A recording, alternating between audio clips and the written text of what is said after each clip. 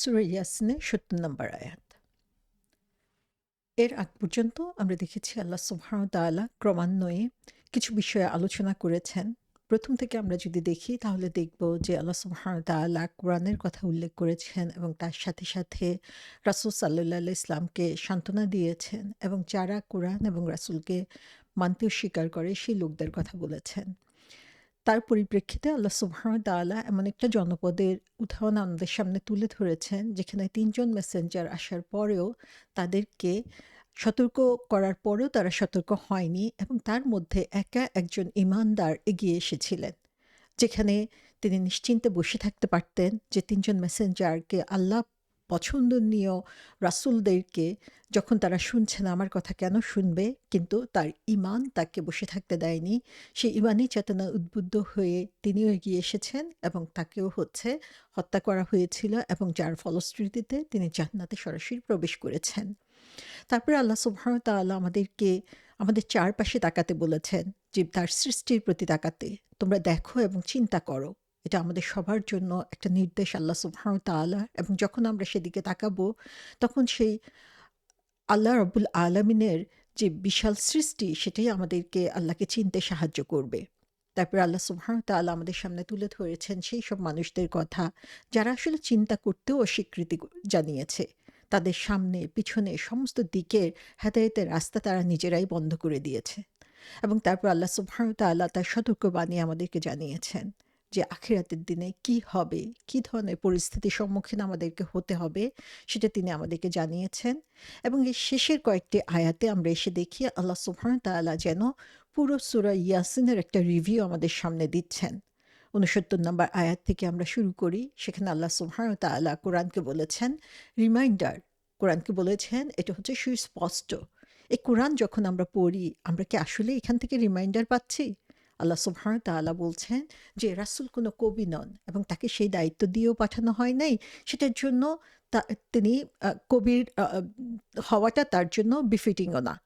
এর আগে আমরা দেখেছি আল্লাহ সুবহানাহু ওয়া তাআলা বলেছেন সূর্য এবং চাঁদের ব্যাপারে, তাদেরকে যে জন্য সৃষ্টি করা হয়েছে তারা সেই কাজটাই করে গিয়েছে এবং তাদের জন্য যেটা বিফিটিং না, তাদের জন্য যেটা আ করা উচিত না সেটা তারা করে না। সুবহানাল্লাহ, এখানে আগের আয়াতে আল্লাহ সুবহানাহু ওয়া তাআলা ৬৯ নম্বর আয়াতে কোরআনকে আমাদের জন্য পাঠিয়েছেন রিমাইন্ডার হিসাবে, এবং এর আয়াতগুলো হচ্ছে আমাদের জন্য সুস্পষ্ট। আমরা যদি খোলা মন নিয়ে বসি এবং আমরা যদি ঈমানের সাথে এই কোরআনকে ফলো করার জন্য চেষ্টা করি, তাহলে এটা আমাদের জন্য হচ্ছে স্পেশাল রিমাইন্ডার।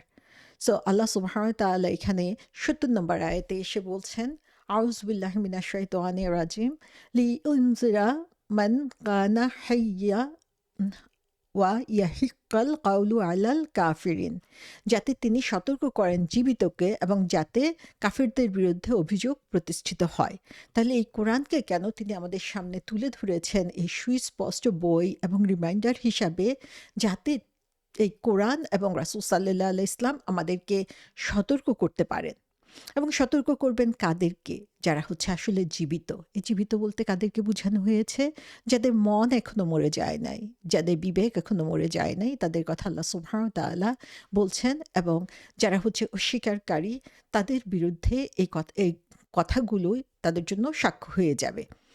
তো এখানে আমরা দেখি ফার্স্টেই বলা হয়েছে লিইউনজিরা, এই কোরআনকে সুস্পষ্ট কিতাব এবং রিমাইন্ডার হিসাবে আল্লাহ সুবহানাহু ওয়া তাআলা পাঠিয়েছেন, যেন এই কিতাব আমাদেরকে ওয়ার্নিং দিতে পারে, সতর্ক করতে পারে, এবং রাসূল সাল্লাল্লাহু আলাইহি ইসলামও আমাদের জন্য সতর্ককারী হিসাবে এসেছে।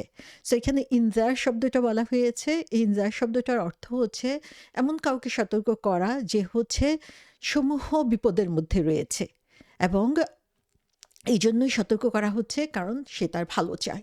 আমরা রাসূল সাল্লাল্লাহু আলাইহি ইসলামকে সম্পর্কে জানি যে তিনি তার উম্মতের জন্য রাতের পর রাত কাঁদতেন। প্রতিটা মুহূর্তে তিনি হচ্ছেন উম্মতের জন্য চিন্তা করেছেন এবং প্রতিটা মুহূর্তেই তিনি চেষ্টা করেছেন কিভাবে এই উম্মতকে ক্ষতির হাত থেকে বাঁচানো যায়, এবং সেজন্য আমরা জানি যে প্রত্যেক নবী রাসূলের জন্য আল্লাহ সুবহানাহু ওয়া তাআলা স্পেশাল একটা দোয়া রেখেছেন, এবং অন্য নবীরা আমরা জানি যে দুনিয়াতেই সেই দোয়াটা আল্লাহর কাছে চেয়ে নিয়েছেন, কিন্তু রাসূল সাল্লাল্লাহু আলাইহি ওয়াসাল্লাম সেই স্পেশাল দোয়াটা রেখে দিয়েছেন আখিরাতের জন্য, তার উম্মতের জন্য যেন তিনি সুপারিশ করতে পারেন।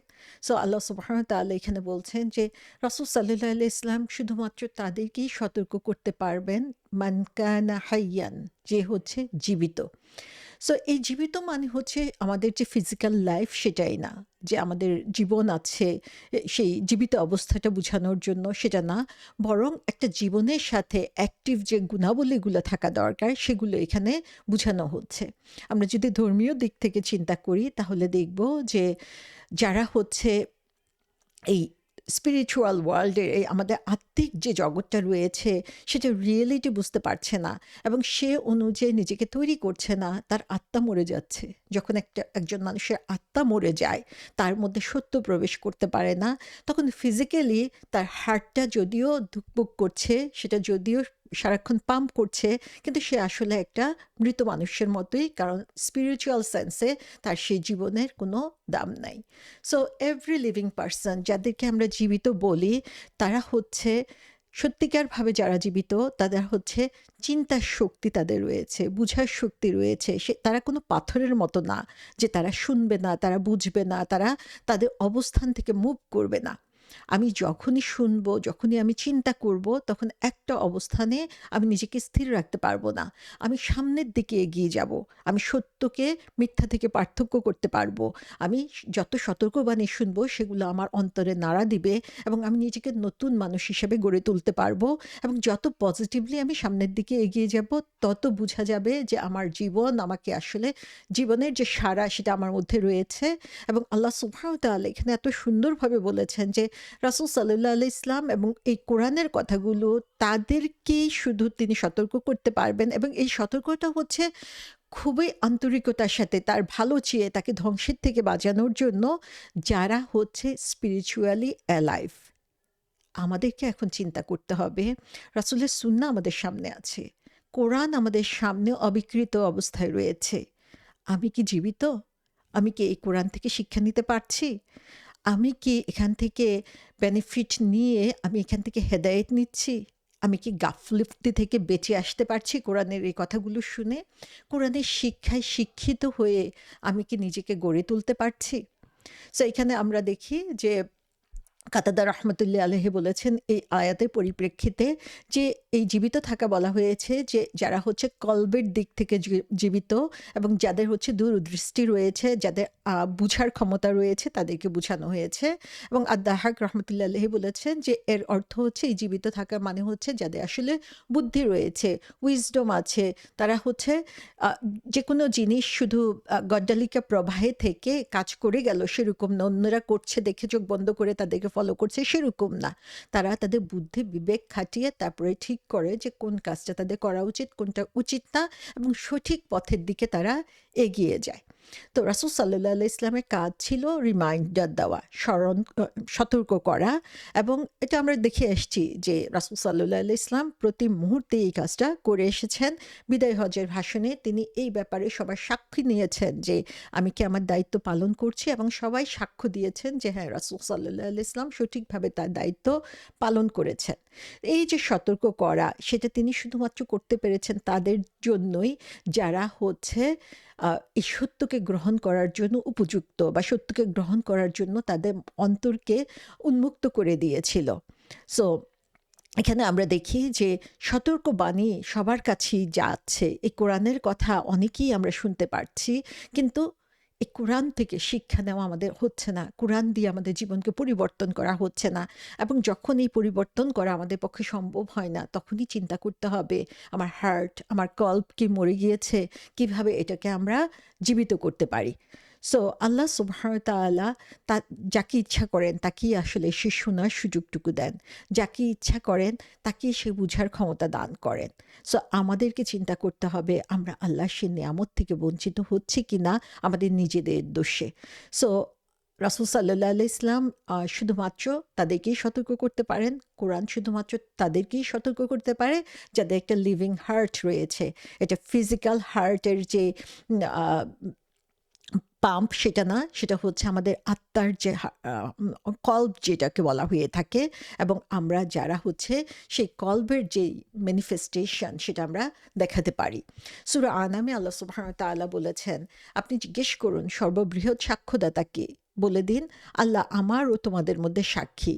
আমার প্রতি এই কোরআন অবতীর্ণ হয়েছে যাতে আমি তোমাদেরকে এবং যাদের কাছে এই কোরআন পৌঁছে সবাইকে ভীতি প্রদর্শন করি। সো এখানে আমরা দেখি যে রাসূল সাল্লাল্লাহু আলাইহি ইসলামকে এই যে কোরআন দেওয়া হয়েছে, তার উদ্দেশ্য হচ্ছে যে তিনি এই কোরআন যাদের কাছে পৌঁছবে সবার কাছেই যেন এই সতর্কবাণীকে পৌঁছে দিতে পারেন। তোমরা কি সাক্ষ্য দাও যে আল্লাহর সাথে অন্যান্য উপাস্যও রয়েছে? আপনি বলে দিন, আমি এরূপ সাক্ষ্য দেব না। বলে দিন, তিনি একমাত্র উপাস্য, আমি অবশ্যই তোমাদের শিরক থেকে মুক্ত। তো যতক্ষণ পর্যন্ত না আমরা এভাবে এই সতর্কবাণী থেকে নিজেদেরকে প্রস্তুত করতে পারছি সেই ক্ষতির হাত থেকে, ততক্ষণ পর্যন্ত আসলে আমরা নিজেদের যেই জীবিত অবস্থা সেটা সম্পর্কেই সন্দিহান থেকে যাব। সূরা হুদে বলা হয়েছে, আচ্ছা বলো তো, যে ব্যক্তি তার প্রভুর সুস্পষ্ট পথে রয়েছে আর সাথে সাথে আল্লাহর তরফ থেকে একটি সাক্ষীও বর্তমান রয়েছে, এবং তার পূর্ববর্তী মুসা আলাইহিস সালামের কিতাবও সাক্ষী যা ছিল পথনির্দেশ ও রহমত স্বরূপ, তিনি কি অন্যান্যের সমান? তাহলে এখানে রাসূল সাল্লাল্লাহু আলাইহি ইসলামের কথা বলা হচ্ছে যে তিনি আল্লাহর পক্ষ থেকে সাক্ষী, তার জন্য কোরআন সাক্ষী, এবং মুসা আলাইহিস সালামের সময়ও সেরকম অবস্থা ছিল। অতএব তারা কোরআনের প্রতি ঈমান আনেন। আর ওইসব দলগুলো যে কেউ তা অস্বীকার করে দুজকি হবে তাদের ঠিকানা। অতএব আপনি তাতে কোনো সন্দেহে থাকবেন না। নিঃসন্দেহে তা আপনার পালনকর্তার পক্ষ থেকে ধ্রুব সত্য, তথাপি অনেকেই তা বিশ্বাস করে না। আল্লাহ সুবহানাহু ওয়া তাআলা আমাদেরকে সবাইকে সে জীবিত আত্মার অধিকারী হওয়ার তৌফিক দিন, যেন আমরা এই জীবিত থেকেও মৃতের মতো অবস্থানে না যাই। এখানে তারপরে আল্লাহ সুবহানাহু ওয়া তাআলা বলছেন যে ওয়াইয়াহিক্কাল কাউলু আলাল কাফিরিন। সো এই আল কাউল শব্দটা আমরা এর আগেও দেখেছি, যেখানে এই সূরা ৭ নম্বর আয়াতে বলা হয়েছিল যে লাকাদ হাক্কাল কাউলু আলা আকসারিহিম ফাহুম লা ইউমিনুন, যে তাদের অধিকাংশের জন্য শাস্তির বিষয় অবধারিত হয়েছে, সুতরাং তারা বিশ্বাস স্থাপন করবে না। এবং এখানে আল্লাহ সুবহানাহু ওয়া তাআলা বলছেন যে এই সেই লোকগুলো যারা হচ্ছে আল্লাহর সেই নিয়ামত পাওয়ার পরে অকৃতজ্ঞ হয়েছে।